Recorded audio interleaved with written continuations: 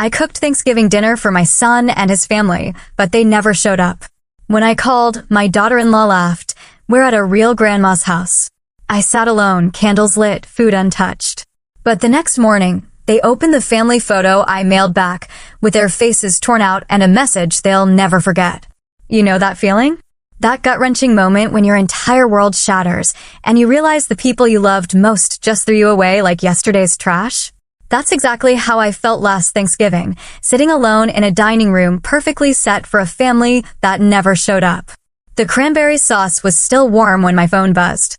3:47 p.m. I remember the exact time because I'd been staring at that kitchen clock, watching the minutes crawl by like wounded animals. Shane and his family were supposed to be there at 3. 47 minutes late wasn't unusual for them, but my stomach had been twisting into knots since noon. This was my redemption Thanksgiving. The one where I, Morgan, proved I could still be the heart of this family, even after Dylan, my husband of 28 years, decided Savannah's younger body and brighter smile were worth throwing away nearly 3 decades of marriage. Even after he moved into her pristine suburban palace, leaving me in our old farmhouse. The one where Shane learned to walk, where we carved pumpkins every October, where Christmas mornings used to sparkle with genuine laughter. I'd spent 3 days preparing. 3 days, meticulously polishing my grandmother's silver until it gleamed, ironing the lace tablecloth that had graced our table for every major holiday since Shane was born. The good china, the set Dylan and I received as a wedding gift, reflected the warm glow of vanilla-scented candles. 5 place settings. 5 chairs pulled out, waiting. 5 members of what I desperately hoped was still my family. Shane had called 2 weeks ago, his voice carrying that careful tone he developed since the divorce. Mom will be there for Thanksgiving. I promise. Marissa's excited to see you, and the kids have been asking about your stuffing. Those words felt like a lifeline thrown to someone drowning in an ocean of loneliness. I'd clung to that promise, replayed it during sleepless nights when the house felt too big, too quiet. I'd started cooking at dawn. Harvey's apple pie, with extra cinnamon because he said it reminded him of autumn leaves. Destiny's favorite macaroni and cheese, made from scratch with 3 different cheeses and crunchy breadcrumbs on top, just the way she'd requested last Christmas, before everything fell apart. Shane's beloved green bean casserole, with those crispy onions he used to sneak from the container when he thought I wasn't looking. And the turkey, golden and glistening, stuffed with my mother's cornbread dressing recipe, passed down for 3 generations. Every dish held a memory. Every aroma carried the ghost of holidays past when we were whole. When Dylan would carve the turkey with theatrical flourishes, Shane would roll his eyes, and Marissa would laugh at his dad's jokes. Before Savannah entered our lives like a tornado, leaving destruction in her wake, while making everyone believe she was the sunshine after the storm. The call came as I was adjusting the gravy boat for the 10th time, my hands trembling slightly from caffeine and nerves. Shane's name flashed on my phone screen, and my heart hammered against my ribs. Maybe they were just running late. Maybe traffic. Maybe, "Hey, Mom." His voice sounded distant, distracted. Background noise filtered through. Laughter, multiple conversations, the clink of silverware against plates. A celebration happening somewhere else. "Shane, honey, where are you? Dinner's ready and it's getting cold." I tried to keep my voice light, casual, even as dread began pooling in my stomach like ice water. "Yeah, about that." He paused, and in that silence, I heard my world begin to crack. "We're not going to make it. Plans changed last minute." "Changed? But you promised, you said." "I know what I said, but Savannah invited us over and the kids really wanted to see their other grandparents. Dylan's parents are here, too, and it's just easier, you know." Easier. The word hit me like a physical blow. 28 years of marriage, 31 years of being Shane's mother, and I'd been reduced to the inconvenient option. The difficult choice. The grandmother who required effort. "Can I talk to Marissa?" My voice barely qualified as a whisper. "She's busy with the kids right now, but she says hi." Another lie. I could hear her distinctive laugh in the background, bright and carefree. She was having the time of her life at someone else's table while I sat alone with enough food to feed an army. "Shane, please. I've been cooking all day. I made Harvey's pie." "Destiny's, Mom, don't guilt trip me. We'll do something next weekend, okay? Gotta go." The line went dead before I could respond. I stared at the phone, my reflection trapped in its dark screen. A 53-year-old woman who'd just been dismissed like an outdated appointment. My hands shook as I set the phone down beside the untouched rolls, still warm from the oven. The silence that followed was deafening. Not the comfortable quiet of anticipation, but the hollow emptiness of abandonment. The candles flickered, casting dancing shadows across the empty chairs. The turkey sat cooling, the cranberry sauce forming a skin. The mashed potatoes slowly losing their perfect peaks. But it was the laugh that destroyed me. 30 minutes later, when desperation finally overwhelmed dignity, I called Shane's number again. This time, Marissa answered on the second ring, her voice bubbling with wine and joy. "Oh, hi Morgan." She sounded genuinely surprised, as if she'd forgotten I existed. "Shane told me you called earlier." "Marissa, I don't understand." Shane promised. Oh, that laugh. Light, dismissive. The sound of someone who'd never had to sit alone on a holiday. "We're at a real grandma's house. Savannah made this incredible spread, and Dylan's parents brought the most amazing desserts. The kids are having such a blast with their cousins." Real grandma, the words hit me like shards of glass, each syllable drawing blood. A real grandma. As if 31 years of kissing scraped knees, reading bedtime stories, and making birthday cakes had been some elaborate dress rehearsal for the real thing. As if every Christmas morning, every bedtime song, every fierce hug during thunderstorms had been practice for when the real grandmother showed up. "I made Harvey's favorite pie," I whispered, hating how pathetic I sounded. "That's sweet, but Savannah has a whole dessert table. Professional bakery stuff, Instagram-worthy, you know." Another laugh, this one cutting deeper. "Anyway, we'll catch up soon. Happy Thanksgiving." The call ended, leaving me standing in my kitchen, surrounded by the ruins of my hopes. Real Grandma Savannah, who'd known my grandchildren for exactly 18 months, was the real grandmother. I, who had changed their diapers, who had walked floors with them during teething. Nights, who had taught them their colors and letters, was apparently the understudy. I walked through my dining room like a ghost during her former life. The gravy had formed a skin. The rolls were cold. The candles had burned down 2 inches while I'd waited for a family that was never coming. My reflection caught in the silver gravy boat, distorted, fractured, barely recognizable. 28 years of marriage. 31 years of motherhood. 60 years of life. And in one afternoon, one conversation, one carelessly cruel laugh, I'd been erased. Not just forgotten. Replaced. Upgraded. Traded in for a newer model who made Instagram-worthy desserts and had Dylan's parents' approval. I blew out the candles one by one, watching the smoke curl toward the ceiling like prayers no one would answer. The house fell into darkness except for the kitchen light, where enough food for 5 people waited for no one. The real grandma was probably taking pictures of her perfect table, surrounded by my former family, while I stood alone in the ruins of my Thanksgiving dreams. For the first time since Dylan left, I didn't cry. Instead, something harder and colder settled in my chest. Something that whispered, this wasn't over. This was just the beginning. That cold, hard feeling in my chest crystallized overnight into something sharp and purposeful. I woke before dawn, not from sadness, but from clarity. The house still smelled like turkey and disappointment, but something had shifted inside me while I slept. The woman who had waited by candles and cold gravy was gone. Someone else had taken her place. I walked through my living room in my bathrobe, my bare feet silent on the hardwood floors Dylan and I had refinished together 15 years ago.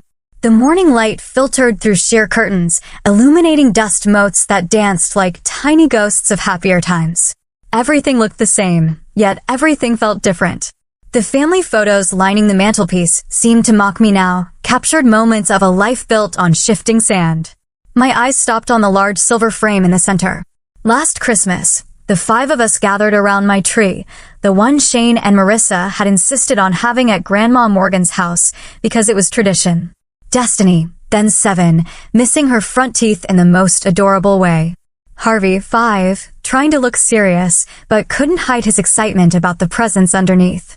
Shane had his arm around my shoulders, and Marissa was actually smiling.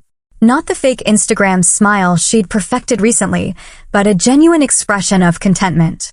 I remembered that day with painful precision. How Marissa had complimented my roast. How Shane had fallen asleep on my couch watching football. How the children had begged to stay overnight. "This feels like home," Marissa had whispered while helping me load the dishwasher. And I'd felt such gratitude for her acceptance, her inclusion of me in their expanding family circle. All lies. Every smile, every compliment, every moment of warmth. A theater performed for an audience of one gullible woman who'd believed she still mattered. I lifted the frame from the mantel, my fingers tracing the silver edges. The glass was spotless.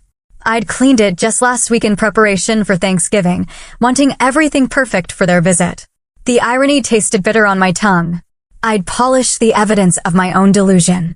Walking to the kitchen table, I set the frame down beside the salt and pepper shakers Dylan's mother had given us as a housewarming gift 30 years ago. Everything in this house whispered memories, but memories, I was learning, could be weapons when wielded correctly.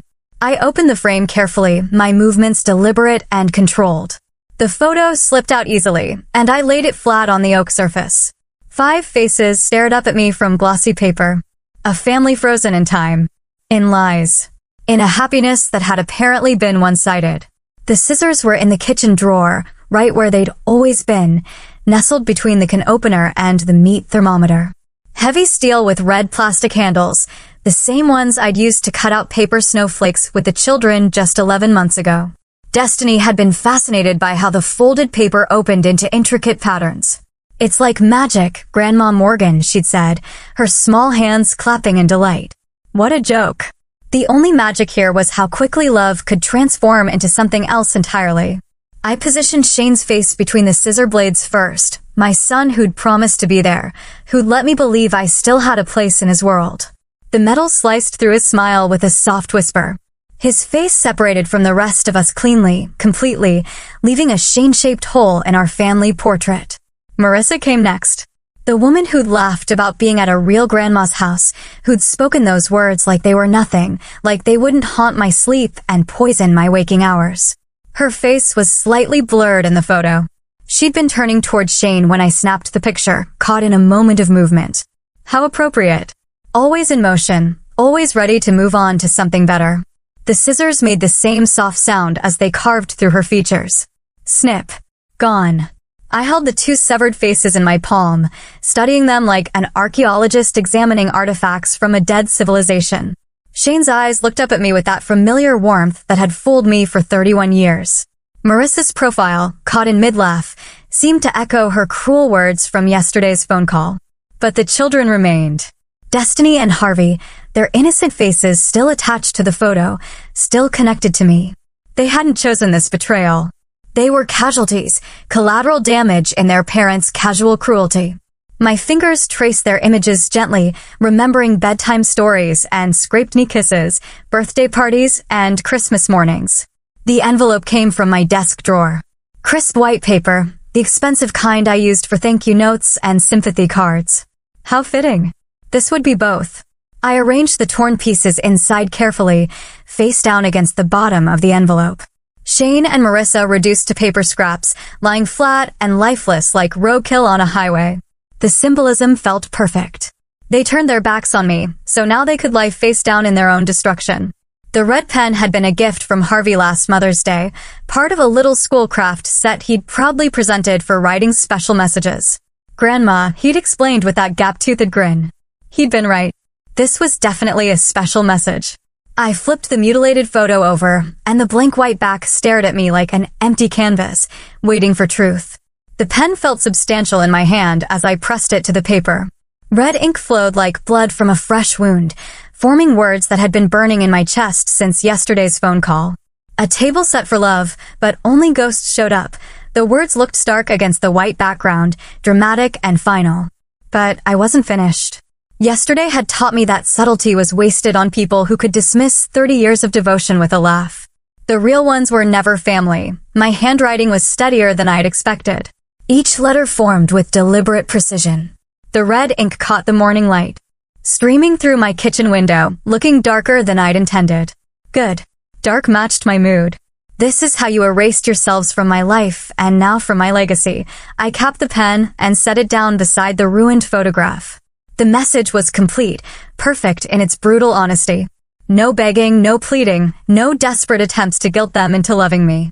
Just a simple statement of fact, delivered in language they couldn't misinterpret or dismiss. The envelope sealed with a soft hiss, trapping Shane and Marissa's faces inside like prisoners in a paper cell. I wrote their address in careful block letters. The address of the house they bought 3 years ago, the one they'd invited me to exactly twice, both times for major holidays when excluding me would have looked bad to Marissa's parents. The post office was only 10 minutes away, but I took my time getting dressed. This wasn't a moment to rush. I chose my navy dress, the one Shane had complimented at his last birthday dinner. I applied lipstick, not for them, but for me, for the woman I was becoming. The postal clerk was a young man with kind eyes who smiled when I approached his window.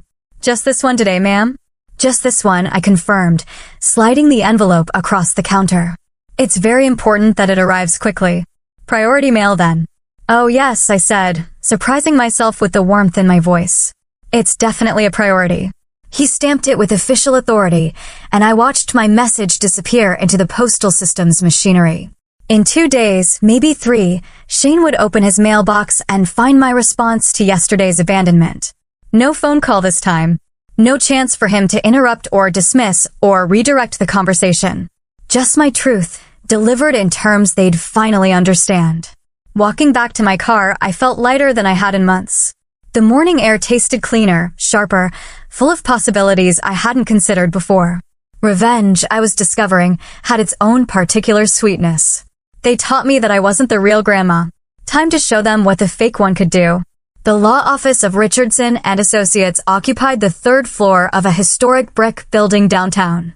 Its mahogany-paneled walls lined with legal volumes that seemed to whisper secrets about other people's family dramas. I'd driven past this building countless times, never imagining I'd one day sit in their leather chairs, planning the systematic dismantling of my own family's expectations.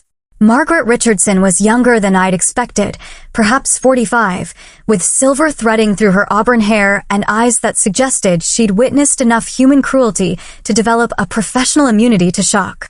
Her handshake was firm, her smile cautious, but genuine. "Mrs. Patterson, thank you for coming in. Your phone call yesterday was intriguing." She gestured to the chair across from her imposing desk. Estate planning can be emotional, particularly when family relationships are strained. Strained, such a delicate word for betrayal.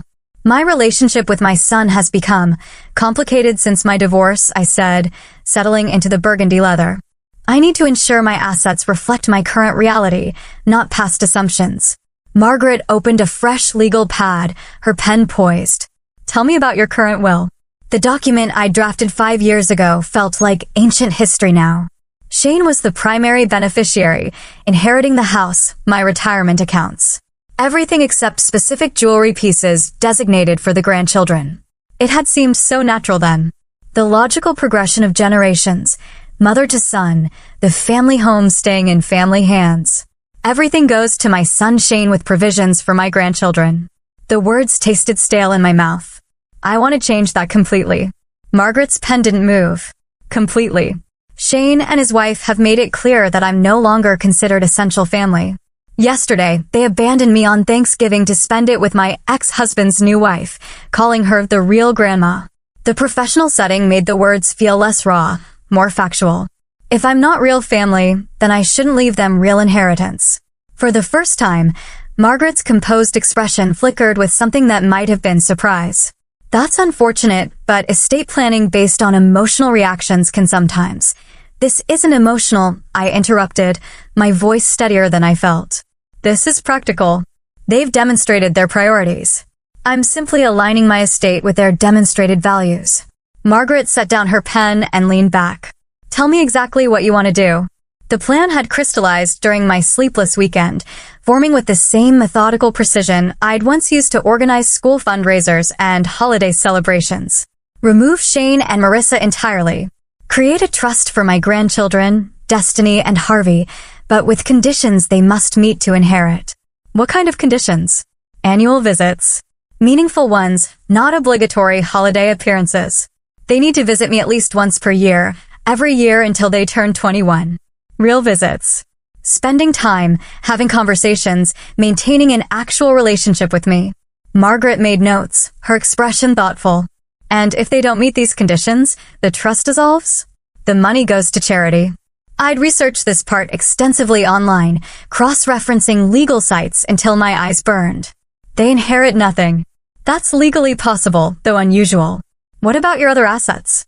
This was where my weekend research had led me down unexpected paths, discovering philanthropic organizations I'd never known existed. My house goes to the women's shelter downtown. They've been operating out of that cramped building on Elm Street for 15 years. My home has 4 bedrooms, a large kitchen, space for families to rebuild their lives. Margaret's pen moved faster now, capturing the details of my systematic redistribution. My retirement accounts? Educational scholarships, specifically for first-generation college students who've aged out of the foster care system. I'd found this charity through 3 degrees of internet separation, starting with articles about inheritance planning and ending with heartbreaking stories of young adults facing the world without family support. Kids who know what it's like to be abandoned. Jewelry and personal items? The important pieces go to the Historical Society. My grandmother's engagement ring, my mother's pearls. They have stories worth preserving. The rest gets sold, proceeds to charity. Margaret looked up from her notes. And the wedding china, family heirlooms? The question hit deeper than I'd expected. The china had been a wedding gift from Dylan's grandmother, a woman who'd welcomed me into their family with such warmth that I'd named my hope chest after her. 12 place settings of Lenox with a delicate rose pattern, stored in felt-lined cases and brought out only for special occasions. Auction it, I said finally. Let someone who will actually use it buy it. Someone who will fill it with real family dinners, not empty promises. Margaret finished writing and looked across the desk with professional concern. Mrs. Patterson, these are significant changes. Have you considered how your son might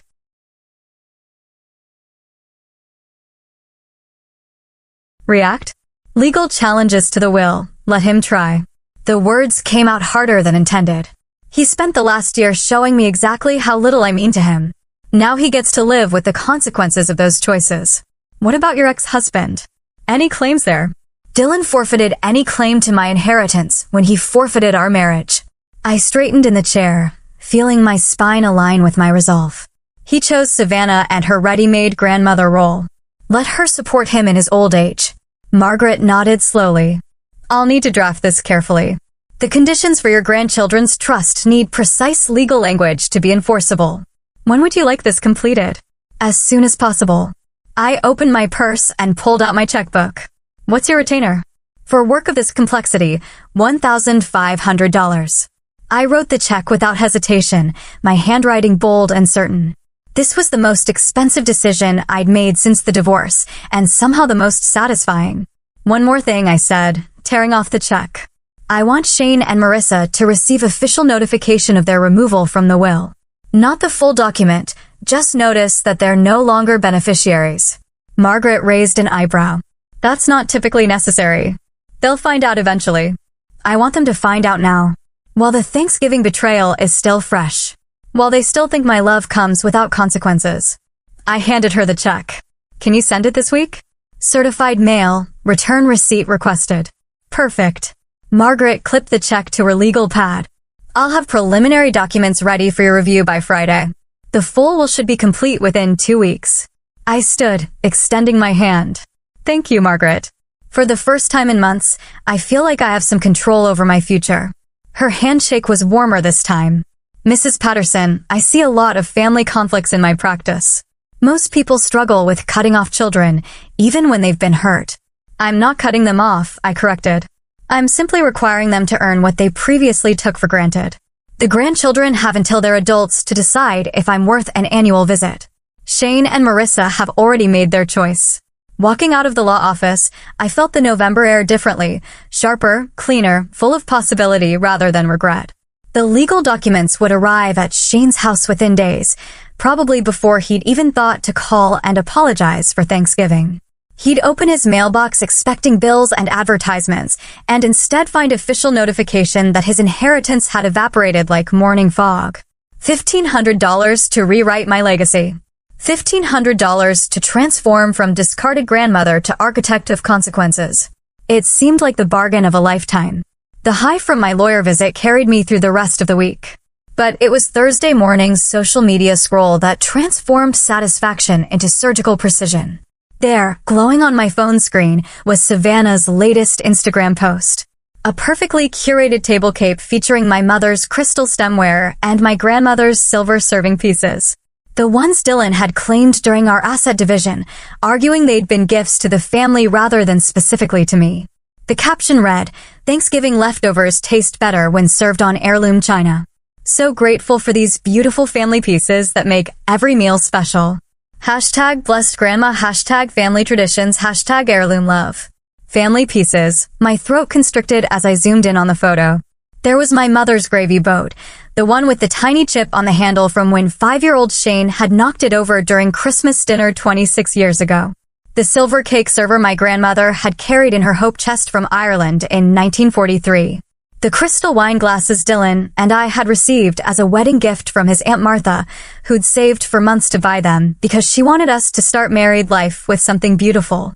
Savannah was using my history to build her Instagram brand, turning my family's legacy into content for her social media empire. 347 likes. Dozens of comments about how lucky she was to have such gorgeous vintage pieces. She was literally wearing my life like a costume, as I'd suspected. But seeing the evidence displayed so casually online felt like watching someone dance on my grave. But two could play the documentation game. I spent Thursday afternoon in my spare bedroom, the one Dylan used to call my museum room, because I kept the most precious family artifacts there. Glass display cases lined one wall, filled with items too delicate for daily use, but too meaningful to store away completely. My grandmother's jet mourning brooch from 1952. My great-aunt's seed pearl necklace. The garnet ring my mother wore on her wedding day, passed down from her mother and her mother before that. These pieces had survived the divorce because Dylan couldn't see their value. They weren't obviously expensive like the crystal or silver, just old costume jewelry and sentimental trinkets, as he dismissively called them during our property settlement. He'd wanted the flashy stuff, the items that screamed wealth and status. I'd wanted the pieces that whispered stories. Now those whispered stories would become my weapons. I started with the mourning brooch, lifting it from its velvet-lined case with reverence. Black jet stones arranged in an intricate floral pattern, surrounded by seed pearls that had yellowed slightly with age. My grandmother had worn it to every funeral for 30 years, including my grandfather's in 1954. She'd given it to me when I turned 16, along with the story of how her own grandmother had worn it to mourn 3 children lost to influenza in 1918. "This brooch has held more grief than any piece of jewelry should," she told me. But it's also held more love. When someone you care about dies, you wear this and remember that grief is just love with nowhere to go. Love with nowhere to go. How appropriate. The County Historical Museum occupied a restored Victorian mansion on Maple Street. Its burgundy exterior and wraparound porch made it look more like a wealthy family's home than a repository for local artifacts. I'd visited here countless times over the years.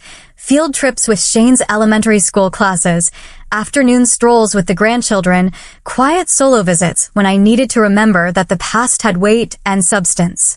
Director Patricia Hartwell greeted me in the museum's main hall, her smile genuine but curious. We'd served together on the library board for 6 years, bonded over shared frustrations with budget cuts and community apathy toward preserving local history. Morgan, what a lovely surprise.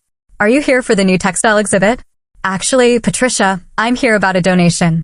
I opened my purse and withdrew the small jewelry box containing the mourning brooch. I'd like to contribute to your permanent collection. Patricia's eyes widened as she lifted the brooch from its cushioned interior. Morgan, this is exquisite. The craftsmanship is incredible. Probably 1940s or early 1950s. 1952 to be exact. It belonged to my grandmother, Catherine O'Brien Patterson. She immigrated from County Cork in 1943, carrying this in her hope chest along with her wedding dress and 3 silver spoons. I'd rehearsed this part, wanting the story to be perfect. She wore it to mourn her husband, her siblings, her friends, anyone who mattered enough to grieve properly. The provenance is wonderful. We have very few pieces from Irish immigrants of that era. Patricia turned the brooch over, examining the simple pin mechanism. Are you certain you want to donate this? It must have tremendous sentimental value. That's exactly why I want it here. I pulled out the handwritten note I'd prepared. My carefully crafted legacy statement. I want it displayed with this placard. I want people to learn about Catherine O'Brien Patterson, about the women who came before us and the grief they carried with grace. Patricia, read my proposed text aloud. Asterisk, mourning brooch, circa 1952, worn by Catherine O'Brien Patterson to honor the deaths of loved ones. Donated in memory of Morgan Patterson. Left behind but never forgotten. May this piece remind visitors that love endures beyond betrayal and history belongs to those who preserve it. Asterisk, Morgan. Patricia's voice carried concern. That sounds rather final. Are you feeling all right? I laughed, the sound surprising us both with its lightness. I'm feeling clearer than I have in years, actually. My family has decided I'm not worth their time, so I'm ensuring my legacy lives somewhere that values preservation over convenience. Patricia's expression softened with understanding. Family disputes can be so painful. Are you sure this isn't something you might regret? Patricia, my ex-husband's new wife, is currently using my mother's china to build her social media following. My son abandoned me on Thanksgiving to spend it with the real grandma. They want to erase me from their story, but they can't erase me from history. I gestured toward the brooch. This piece will outlive all of us. In 50 years, someone will read that placard and know that Catherine O'Brien Patterson existed, that she mattered, that her granddaughter cared enough to preserve her memory properly. Patricia nodded slowly. We'd be honored to accept this donation. When would you like the installation completed? As soon as possible. And Patricia, I'd appreciate it if you added it to your newsletter and social media announcements. Sometimes the most important donations deserve public recognition. She smiled with the kind of warmth reserved for fellow conspirators. I think a feature story would be appropriate. Local woman honors family legacy through historical preservation. We could run it in next month's community newsletter. Perfect. The newsletter that everyone in town received, including Dylan and Savannah, including Shane and Marissa, including every social circle that had watched my marriage implode and wondered what happened to poor Morgan Patterson. That sounds wonderful. I shook Patricia's hand, sealing the deal. My grandmother would have loved knowing her brooch would educate future generations about Irish immigrant experiences. Walking back to my car, I felt the same lightness I'd experienced leaving the lawyer's office. Another piece of my strategic puzzle falling into place. Savannah could post her Instagram photos with my stolen china, but she'd never be able to claim the stories. Those belonged to me, and now they belong to history. The museum would feature my donation within weeks. The newsletter would circulate throughout our small community. And eventually, inevitably, Dylan and Savannah would visit the museum. They attended every charity gala and social function in town, always eager to see and be seen. When they did, they'd find me waiting in glass cases and carefully worded placards. My name permanently etched into local history, while theirs remained forgotten footnotes in other people's stories. My grandmother's grief brooch would outlast their marriage, their happiness, their carefully curated social media presence. It would whisper the true story long after their lies had been forgotten. Some legacies, I was learning, were too important to leave to family. The momentum of reclaiming my narrative carried me through the weekend. But it was Sunday evening's mindless social media scroll that provided the perfect opening for my next move. Marissa had posted again, a carefully staged photo of herself, Shane, and the children gathered around Savannah's dining table. Everyone wearing coordinated autumn sweaters that probably cost more than my monthly grocery budget. The caption made my blood simmer. So grateful for 3 generations under one roof. There's nothing like family traditions and making memories with the people who matter most. Blessed to have such an amazing support system. Hashtag family first, hashtag 3 generations, hashtag grateful, hashtag blessed life. 3 generations. The people who matter most. The casual erasure of my existence, packaged in Instagram perfect prose with strategic hashtags designed to build her influencer brand. Marissa had accumulated nearly 4,000 followers by marketing herself as the ideal wife, mother, and family coordinator. Local businesses paid her to feature their products. The PTA had made her their social media coordinator. She'd built an entire secondary income around projecting family perfection. But perfection, I'd learned, was fragile. It only took one crack to shatter the entire illusion. I walked back to my dining room, where the remnants of Thanksgiving still lingered. I'd left everything exactly as it was that night. The candles burned down to stubs, the place settings still arranged for 5, the centerpiece wilting but hauntingly beautiful in its decay. It looked like a museum exhibit, the abandoned holiday 2024. The lighting was perfect. Late afternoon sun slanted through my lace curtains, casting golden shadows across the empty chairs and untouched plates. The scene told its story without words. Hope, preparation, abandonment, solitude. It was honest in a way Marissa's curated content could never be. I took 17 photos from different angles before finding the one that captured the full emotional weight of that night. Me sitting alone at the head of the table, my hands folded in my lap, eyes slightly downcast but not defeated. The empty chairs seemed to lean away from me like disappointed guests. The elaborate place settings looked almost accusatory in their perfection. But it was beautiful, too. Tragic and dignified and undeniably real. The caption took me 43 minutes to write. Each word needed to be perfect, truthful without being vindictive, heartbreaking without being manipulative, powerful without being preachy. I wrote 17 versions before settling on the one that felt exactly right. Asterisk cooked for 5, ate alone. Real love doesn't forget. Asterisk 9 words. 37 characters. A complete story of betrayal and resilience that left nothing to interpretation while naming no names. I posted it at 6:23 p.m. on Sunday, right when local social media engagement typically peaked, after dinner, before Sunday night television, when people scrolled mindlessly through their feeds while pretending to help children with homework. The response was immediate and overwhelming. Linda Hoffetter, my former neighbor, commented within minutes. "Oh honey, my heart breaks for you." 23 likes on her comment alone. Janet Morrison from the library board. Some people forget where they came from. "You deserve so much better." Sarah Chin, who'd worked with me on the school fundraiser for 3 years. This made me cry. Real family shows up. But it was Rebecca Walsh's comment that really started the avalanche. Wait, wasn't this the weekend Shane and his family were supposed to visit? I remember you mentioning it at book club. The small-town network activated like a telephone tree from the 1950s. People who'd watched Shane grow up, who remembered me bringing homemade cookies to every school event, who'd witnessed my devotion during Dylan's mother's final illness. They began connecting dots that Marissa's perfect family posts had carefully obscured. By Monday morning, my post had been shared 47 times and commented on 86 times. Not viral by Instagram standards, but devastating by small-town social media metrics. In a community of 12,000 people where everyone knew everyone's business within 3 degrees of separation, this was the equivalent of front-page news. The comments section became a digital support group for abandoned grandparents and forgotten family members. Margaret Kowalski shared her own story about being excluded from her daughter's wedding. Tom Bradley talked about not seeing his grandchildren since his son's remarriage. My simple post had opened a floodgate of similar experiences, creating a community of people who'd been quietly enduring their own versions of family rejection. But the real impact wasn't in the likes and shares.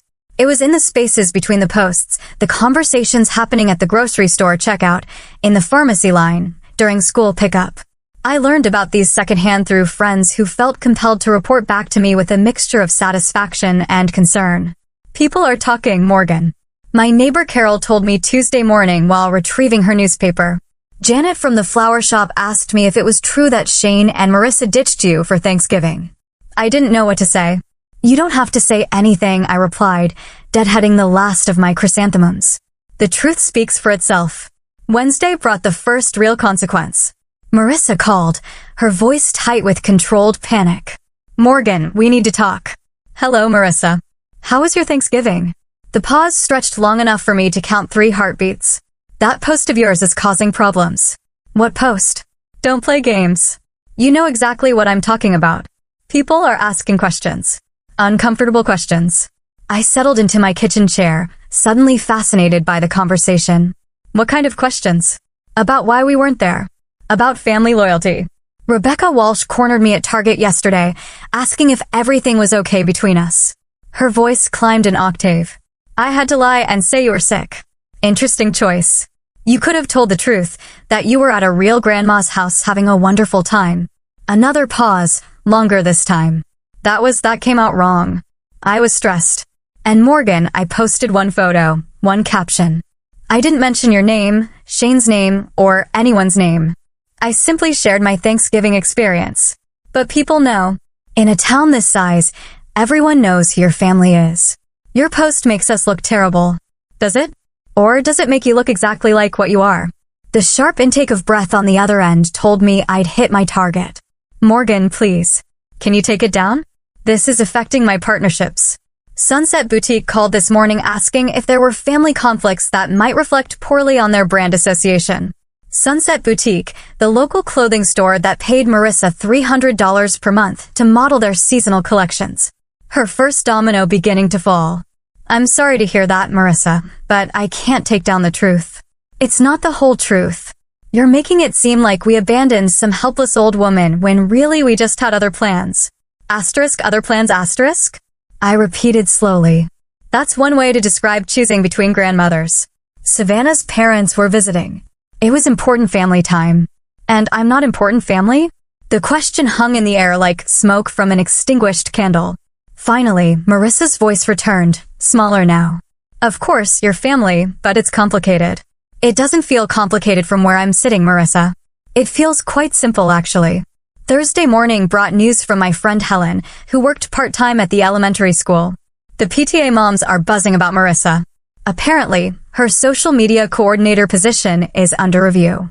Something about maintaining the organization's reputation for family values. Friday's revelation came through my hairstylist whose sister worked at the local bank. That daughter-in-law of yours lost another sponsorship deal. Something about a juice cleanse company not wanting to be associated with family drama. I never commented on any of the secondary posts about my situation. Never added fuel to the fire or guided the narrative in any particular direction. I simply let the truth resonate in whatever way it needed to, trusting that people would draw their own conclusions about a family that abandoned their matriarch on Thanksgiving. The beauty of small-town social dynamics was their organic justice system. No one needed to explicitly condemn Shane and Marissa's behavior. The subtle shifts in community regard were consequence enough. Fewer likes on Marissa's posts, questions that followed them at public events, the quiet judgment of a community that still believed in certain fundamental values about respecting your elders. By the end of the week, Marissa's follower count had dropped by nearly 400 people, and her engagement rates were in freefall. The perfect family brand she'd spent 3 years building was crumbling. Not from any attack I'd launched, but from the simple weight of truth. All I'd done was sit at my table and tell my story. Everything else had been their choice, both the initial abandonment and the community's response to it. Sometimes I realized the most powerful revenge was simply refusing to hide other people's shame. The months following my social media truth-telling settled into a rhythm I hadn't experienced in years, quiet, purposeful, and entirely my own. Spring brought the museum's newsletter, featuring my grandmother's brooch, complete with a full-page spread about preserving immigrant legacy through thoughtful donation. Summer delivered Margaret Richardson's meticulously crafted legal documents, officially sealing Shane and Marissa's removal from my estate. By autumn, when the first hints of Thanksgiving preparations began appearing in store displays, I felt something I hadn't expected: anticipation. Not the desperate hope of previous years, but a calm certainty about exactly how I wanted to spend the holiday. This year, I shopped for one. The experience was surprisingly liberating. No mental calculations about Shane's preference for dark meat or Marissa's gluten sensitivities. No anxiety about whether Harvey would eat the green bean casserole or if Destiny might suddenly develop a new food aversion. Just me, wandering the grocery aisles at my own pace, selecting exactly what appealed to me. A small heritage turkey from the local farm. Fresh cranberries for sauce that would be neither too tart nor too sweet, but exactly how I liked it. Butternut squash soup, something I'd never made when cooking for the family because Dylan claimed it was too fancy and Shane insisted it looked weird. Sweet potato souffle with real maple syrup instead of the marshmallow-topped version the grandchildren demanded. For the first time in decades, my Thanksgiving menu reflected my tastes, my preferences, my vision of what a perfect meal should be. The preparation felt like meditation. No rushing to accommodate arrival times or dietary restrictions. No stress about timing multiple dishes to finish simultaneously. I started cooking Tuesday morning, moving through each recipe with the unhurried pleasure of someone creating art rather than meeting obligations. Wednesday evening, I set my table, one place setting, but not in a way that suggested loneliness or abandonment. I positioned my chair at the head of the table, facing the windows that looked out over my back garden. The good china, what remained after Dylan's divorce pillaging, gleamed in the late afternoon light. Fresh flowers from my own garden created a centerpiece that didn't need to accommodate conversation or serving dishes. One wine glass, catching the last rays of November sunshine. It was beautiful, elegant, intentional. Thursday morning arrived crisp and bright, the kind of November day that made bare tree branches look like architectural drawings against a pewter sky. I woke without an alarm, without anxiety, without checking my phone for last-minute cancellations or schedule changes. The house was perfectly quiet, except for the soft jazz playing from my kitchen radio and the gentle bubbling of stock simmering on the stove. I dressed carefully, not for anyone else, but because the day felt worthy of ceremony. The burgundy dress I bought for myself last month, paired with my mother's pearl earrings. Lipstick applied with the same care I'd once reserved for special occasions with extended family. This was a special occasion, I realized, just not the kind I'd previously understood. The meal preparation became a dance performed for an audience of one. I basted the turkey while humming along to Duke Ellington. Stirred the cranberry sauce while watching squirrels perform acrobatics outside my window. Arranged rolls in a basket with the same attention to presentation I'd once lavished on dinner parties for 12. At exactly 2 o'clock, the time I'd always served Thanksgiving dinner, I lit a single candle in the center of my table. Not the elaborate candelabra of previous years, but one perfect taper in my grandmother's silver holder. The flame cast dancing shadows across my solitary place setting, transforming what could have looked like sadness into something that felt more like sanctuary. I poured wine, a bottle of Powley Fuisse I'd been saving for someday, and raised my glass to the empty chairs that no longer felt accusatory. To Catherine O'Brien Patterson, I said aloud, who taught me that dignity survives everything. And to Morgan Patterson, who finally learned to choose herself. The toast felt silly for exactly 3 seconds, until I realized that speaking my truth out loud, even to an audience of furniture and flickering candlelight, was the most honest thing I'd done in years. The food was perfect. Not because it was flawless, but because every bite reflected my choices, my preferences, my idea of what comfort should taste like. The turkey was herb-crusted rather than traditional. The stuffing contained wild rice instead of white bread. The wine paired beautifully with flavors I'd never been free to explore when cooking for other people's expectations. Halfway through my meal, I began laughing. Not the bitter laughter of last year's abandonment, but genuine amusement at how long it had taken me to discover that cooking for myself could be an act of love rather than resignation.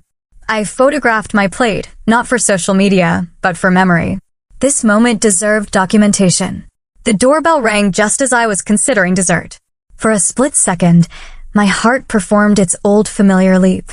Maybe Shane had changed his mind. Maybe the family was here after all. But the feeling passed quickly, replaced by mild curiosity rather than desperate hope. Through the peephole, I saw Emma Costnos from next door, her 8-year-old daughter Sophia beside her, both holding a plate covered with aluminum foil. Mrs. Patterson.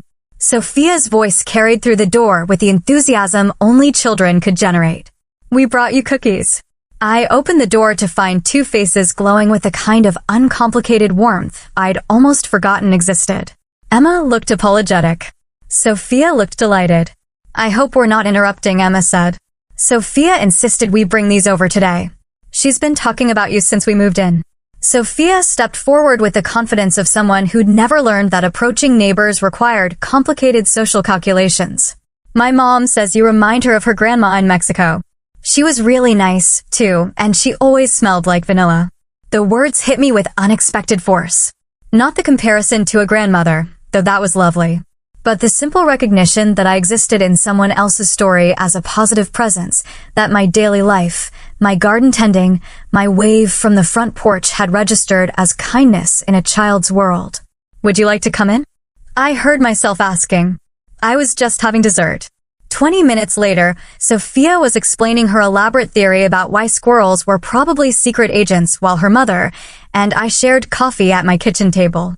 The formal dining room felt too ceremonial for this spontaneous connection. But the kitchen, with its warm light and lingering aromas of the day's cooking, felt exactly right. "This house always smells amazing," Emma said, cradling her coffee mug. "Sophia asks every time we walk by if we can stop and visit the cookie lady." "I don't actually bake that many cookies," I admitted. "It's not about the cookies," Emma replied with the wisdom of someone who understood metaphor. "It's about feeling welcome." They stayed for an hour, filling my kitchen with conversation that had nothing to do with family obligations or social expectations. Sophia told me about her school play, her pet hamster, her theory that Thanksgiving was really a celebration of squirrels preparing for winter. Emma shared stories about adjusting to small-town life after growing up in Los Angeles, about finding community in unexpected places. When they left, hugging me goodbye with the casual affection of people who plan to see each other again soon, I realized something fundamental had shifted. This Thanksgiving hadn't been about what I'd lost. It had been about what I'd found. Not just peace, but possibility. Not just solitude, but the freedom to choose my own connections. Later that evening, as I was washing my single-place setting and storing leftovers, in containers sized for one person's meals, my phone buzzed with a text from Shane. "The kids have been asking about you. Can we set up a visit?" I dried my hands carefully before responding, taking time to consider my words. "They know where I live. We'll be here. One visit a year unlocks their future." His reply came quickly. "What does that mean?" "It means exactly what it says. Your children are welcome here anytime. You and Marissa are welcome here when you're ready to treat me with the respect I deserve. The legal documents you received explain the rest." I turned off my phone without waiting for his response. Whatever he needed to process about the new terms of our relationship could happen on his own time. I had dishes to finish, a candle to blow out, and a profound sense of contentment to savor. Standing in my kitchen, surrounded by the peaceful aftermath of a perfect Thanksgiving, I understood that I hadn't been seeking revenge at all. I'd been seeking freedom. Freedom from their expectations, their casual cruelty, their assumption that my love came without conditions. They taught me that I wasn't the real grandmother. I'd learned that I was something better. A real woman with real boundaries who finally understood that the best relationships were chosen, not assigned. Peace, I discovered, was the most satisfying course of all.